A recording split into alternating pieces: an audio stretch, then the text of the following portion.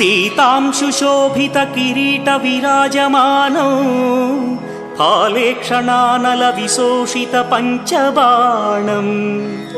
नागाधिपारचित भासुर कर्णपूरं वाराणसीपुरपतिं भज विश्वनाथम्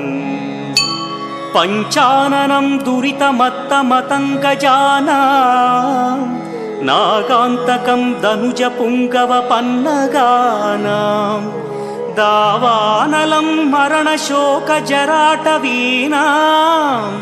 वाराणसीपुरपतिं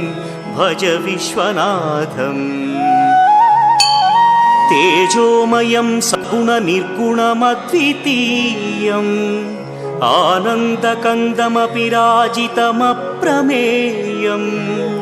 नागात्मकं सकलनिष्कळमात्मरूपम्